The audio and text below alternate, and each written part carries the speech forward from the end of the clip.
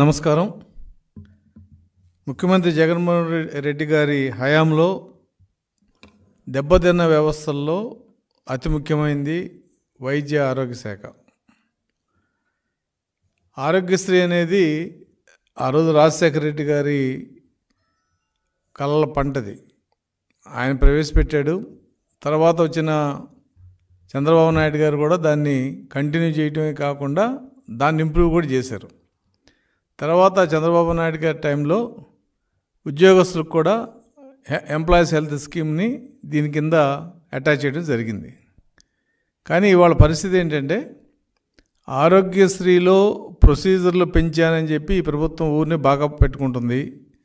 రెండోది ఆరోగ్యశ్రీ లిమిటు 25 లక్షలకు పెంచామంటుంది. అంటే వెనక పల్లెటూళ్ళలో ఒక సామెత ఉంది, ఏమ్మా మీ కోడలు చిక్కిపోతుంది ఏంటంటే 3 మరకాలు పట్టే పళ్ళెంలో నేను భోజనం పెడుతున్నాను అందంట. అంటే పెద్ద పళ్ళెంలో భోజనం పెడుతున్నావు అనే పెద్ద పళ్ళెం పెడుతున్నావు అనేది కానీ అందుట్లో ఏం పెడుతున్నావు అని చెప్పరు. ఇప్పుడు ఈయన పరిస్థితి కూడా అలాగే ఉంది. నేను ఆరోగ్యశ్రీలో 2500 దాదాపు ప్రొసీజర్లు ఉన్నాయి. 25 లక్షలకి సీలింగ్ లిమిట్ ఉంది. ఇవాళ హాస్పిటల్స్కి, నెట్వర్క్ హాస్పిటల్స్కి 1200 కోట్లు బాకీ ఉంది. వాళ్ళు మేము చేయమని చెప్పారు. ప్రజలు ఎక్కడికి వెళ్ళాలి? పేదవాళ్ళు. నువ్వు ఇచ్చిన 2500 ప్రొసీజర్లు ఏంటి? అందులో ఎన్ని రెగ్యులర్గా వాడతారు? ఆరోగ్యశ్రీలో ఎక్కువ సర్జరీలే హాస్పిటల్స్ టేకప్ చేస్తున్నాయి. ప్రైవేట్ హాస్పిటల్స్ అయితే ఎవరు వెళ్ళినా కూడా ఇదిగో ఇది ఆరోగ్యశ్రీ కింద రాదు, మాకింత అవుతుంది. ఒకవేళ ఆరోగ్యశ్రీ కింద రావాలంటే ఆ బాకీ అమౌంట్ ఎంత అవుతుందో, ఇప్పుడు 70,000 ఆరోగ్యశ్రీ అవుతుంది, 1,00,000 అవుతుంది అనుకుంటే 30,000 నువ్వు కట్టాలి. కడితే జాయిన్ చేసుకుంటామని చెప్పి చెప్తున్నారు స్పష్టంగా. అలాగే 25 లక్షలు దేనికి ఉపయోగపడుతుంది?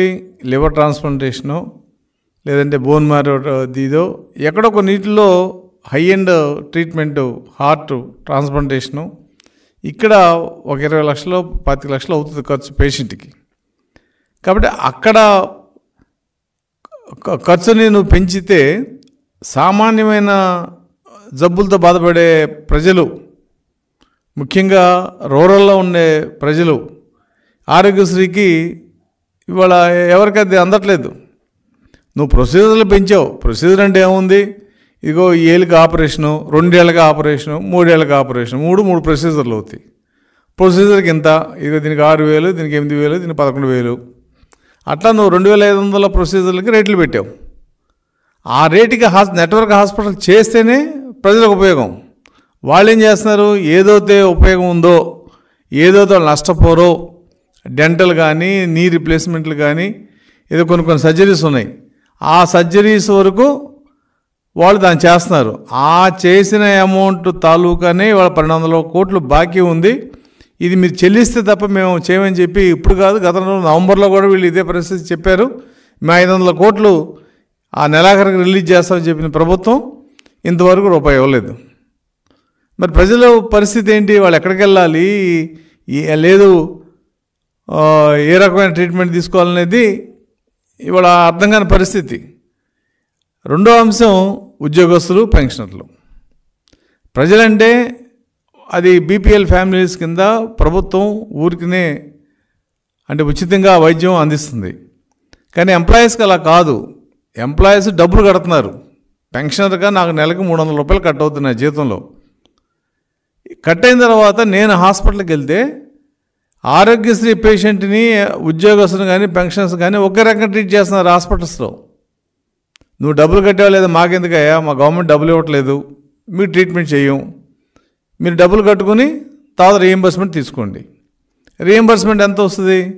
ఇవాళ ఒక స్టంట్ వేస్తే 2 లక్షల రూపాయలు తీసుకుంటున్నారు హాస్పిటల్లో. అంటే స్టంట్ వాల్యూ 32,000. మెడికల్ మేనేజ్మెంటు లేకపోతే డాక్టర్ కన్సల్టేషన్ అదని ఇదని 2 లక్షలు తీసుకుంటున్నారు. రీఎంబర్స్మెంట్ ఎంత ఇస్తున్నారు మీరు? 40,000 50,000 ఇస్తున్నారు. మరి మిగతా 1,40,000 రూపాయలు ఎంప్లాయీ పెట్టుకోవాలి కదా. కాబట్టి ఎంప్లాయీ అంటే సర్వీస్లో ఉన్నవాడు ఏదో కొద్ది గొప్ప ధైర్యం చేయగలుగుతున్నారు. రిటైర్ అయిన పెన్షనర్స్ పరిస్థితి దారుణంగా ఉంది. వాళ్ళు ఎక్కడికి వెళ్ళిన హాస్పిటల్స్లో మేము మీ ఈహెచ్ఎస్ మీ కార్డు మీద మేము చెయ్యం, మీరు డబ్బులు కట్టుకుని రీఎంబర్స్మెంట్ తీసుకోండి అని చెప్తున్నారు. అందుకనే రీఎంబర్స్మెంట్ని ఎక్కడో ఆపాల్సిన దాన్ని ఈ రోజు వరకు కూడా రీఎంబర్స్మెంట్ కంటిన్యూ చేయటం జరిగింది. ఎందుకని రీఎంబర్స్మెంట్ లేకపోతే కనీసం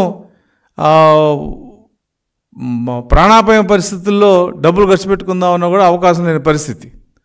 కాబట్టి ఈ రకంగా ఆరోగ్యశ్రీని బయట ప్రజలకి నేను 2500 ప్రొసీజర్లు ఇస్తున్నాను, 25 లక్షల సీలింగ్ పెట్టాను అని డబ్బా కొట్టుకోవడం తప్ప గ్రౌండ్లోకి వెళ్తే ఇవాళ నువ్వు హాస్పిటల్ నెట్వర్క్ హాస్పిటల్స్లో వాళ్ళు ఆరోగ్యశ్రీలో ఎవరైతే ట్రీట్మెంట్కి వెళ్ళారో వాళ్ళకి చాలా స్పష్టంగా హాస్పిటల్స్ అని చెప్తున్నాయి, మీరు డబ్బులు కట్టి ఉద్యోగస్తులు పెన్షన్స్ అవుతుంది, మీరు డబ్బులు కట్టి రీఎంబర్స్మెంట్ తీసుకోండి అంటున్నారు. లేదంటే ఇది ఆరోగ్యశ్రీకి 30,000 అవుతుంది వస్తుంది, ఇది 50,000 అవుద్ది, ఆ 20,000 నువ్వు కట్టు, ఆ 30,000 తర్వాత ప్రభుత్వం నుంచి మేము తెచ్చుకుంటామని చెప్పి ప్రభుత్వం దగ్గర డబ్బులు రాని కారణంగా ఇవాళ పెనాల్టీ ప్రజల మీద పడుతుంది. మరి అసలు ఈ ముఖ్యమంత్రి గారిని అర్థమవుతుందో లేదో నాకైతే అర్థం కావట్లా. నీ తండ్రి పెట్టిన ఒక స్కీమ్ అది, ఆయన కళ్ళల పంట ఆరోగ్యశ్రీకి అనేది. మరి దాన్ని ఆ రోజున 2-3 జిల్లాల్లో ప్రయోగాత్మకంగా ప్రవేశపెట్టిన తర్వాత రాష్ట్రం అంతా ప్రవేశపెట్టిన తర్వాత తెలుగుదేశం ప్రభుత్వం కూడా దాన్ని ఆమోదించి దాన్ని అభివృద్ధి చేసింది. ఇంకొక విషయం ఏంటంటే తెలుగుదేశం ప్రభుత్వంలో ఉద్యోగులకి పెన్షనర్స్కి స్కీమ్ని ఎక్స్టెండ్ చేయడమే కాకుండా ప్యాకేజ్ రేట్లని కన్జ్యూమర్ ప్రైస్ ఇండెక్స్ అంటే మన ధరల పెరుగుదలకు అనుగుణంగా దాన్ని పెంచాలని చెప్పి ప్రభుత్వం కూడా నిర్ణయం తీసుకుంది. అంటే ఇవాళ దాదాపు 10,000 రూపాయలు అయిన సర్జరీ నెక్స్ట్ ఇయర్ అది 11,000కో 11,500కో పెంచడం జరుగుతుంది. కాబట్టి దానికి వాళ్ళు హాస్పిటల్స్ కూడా ఒప్పుకున్నారు. సూపర్ స్పెషాలిటీ NABH ఉన్న వాళ్ళకి ఇంత, సూపర్ స్పెషాలిటీ వాళ్ళకి ఇంత, అలాగే కొన్ని హాస్పిటల్స్కి ఆ క్లాసిఫికేషన్ పెట్టి వాళ్ళకి అమౌంట్ ఇంతంతని ఇవ్వడం జరిగింది. కాబట్టి ఆ పరిస్థితి కూడా ఇవాళ ప్రభుత్వం దగ్గర లేదు. వాళ్ళకి ప్యాకేజ్ రేట్లు పెంచలేదు అనేది ఒక అంశం.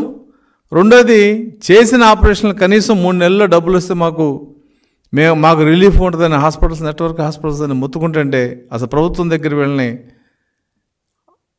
చెప్పుకునే అవకాశం కూడా లేదు. హెల్త్ సెక్రటరీ చెప్పుకుని హెల్త్ సెక్రటరీ ఏం చేస్తాడు, ఏం చేయలేడు. గట్టిగా ఏదైనా హాస్పిటల్ కన్నా మాట్లాడితే హాస్పిటల్ మీద ఏదో మున్సిపాలిటీ వాళ్ళని పంపించి నీకు వాటర్ ఇది ఉందా, ప్రొటెక్షన్ ఉందా, ఫైర్ ప్రొటెక్షన్ ఉందా ఏంటని చెప్పి బెదిరించే పరిస్థితి. కానీ ఇవాళ నెట్వర్క్ హాస్పిటల్స్ అన్నీ కూడా చాలా ధైర్యంగా ముందుకు వచ్చి స్పష్టంగా చెప్పారు, మేము చెయ్యము.